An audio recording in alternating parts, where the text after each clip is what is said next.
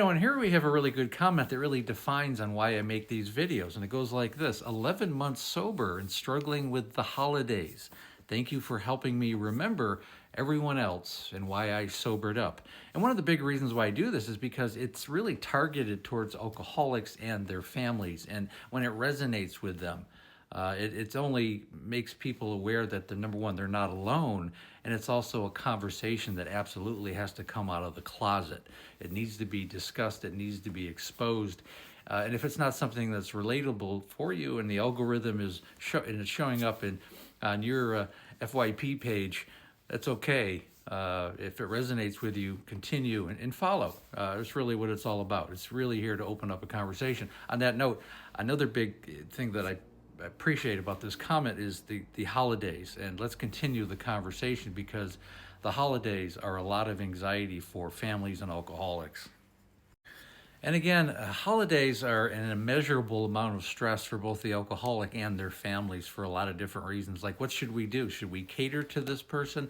And I know my wife, when she was alive, it was so stressful. Thanksgiving was so stressful. She'd have to drink a bottle of wine just to be able to go. And there was a couple times near the end of her life where she became so inebriated she wasn't even able to go to her own family's Thanksgiving. And my son and I went and just said that she was sick.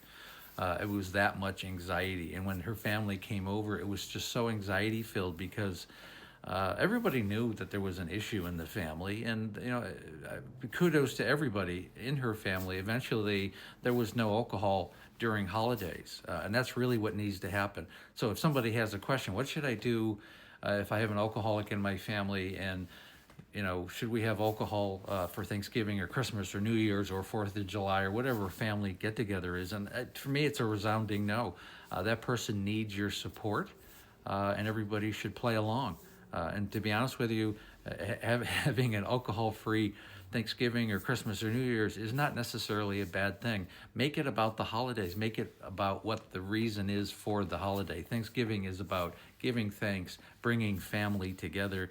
Alcohol doesn't need to be a part of that. You can actually maybe have conversations with people sober. What a concept, I know. But yes, I would definitely support the alcoholic in your family by not having alcohol. Now, the other side of that, of course, is if you have a family and they're all drinkers and they're going to be drinking, and you're the alcoholic, and say you're in recovery or you have a problem with it, should you go? And I would have to say no. You have to make yourself a priority, especially if you're in recovery. I don't care if it's your brothers, your sisters, your parents, your grandparents. If there's going to be a lot of alcohol there and it's going to be a trigger for you, you're going to have to bow out or figure something else out. Maybe the family could meet you somewhere. Or, it's going to have to be altered, because you have to make your sobriety the number one most important thing in your life. And why put yourself in harm's way? Why play Russian roulette with... It's, Christmas, and one eggnog with a little bit of rum isn't going to hurt.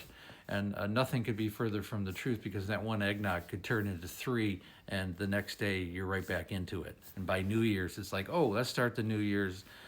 Let's have a couple glasses of champagne, and then you've had 2 bottles. And then that's not a way to start the new year.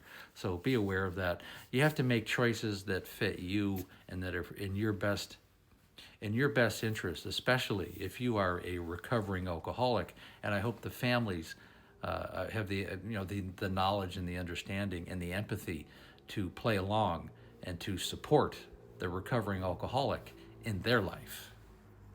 And really, the last thing I want to say on this subject is, people ask me all the time about non-alcoholic products, non-alcoholic beer, wine, spirits, and just right across the board, I would just say stay away from them. What's the point? Why play Russian roulette? Why take the chance?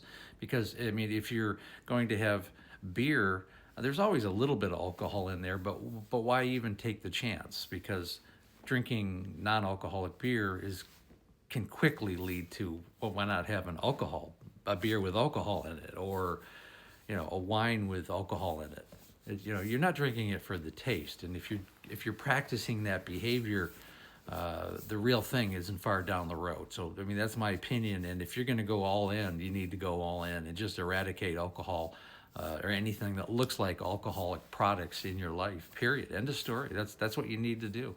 It needs to be eradicated. It needs to go into extinction. If you're into the Sinclair method, it just needs to go away.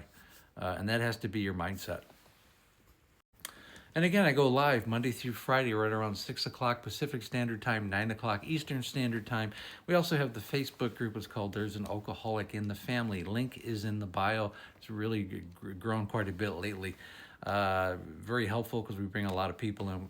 If you have a question, 10, 15 people answer that question, whether you're an alcoholic or have a family member who is. And again, I have a complete coaching program. It's called There's an Alcoholic in the Family. It takes about 45 minutes to an hour. We do a deep dive into what's going on with you and your family. I'm looking for people who want to change their lives and the lives of their family. The call is free. The course is definitely not.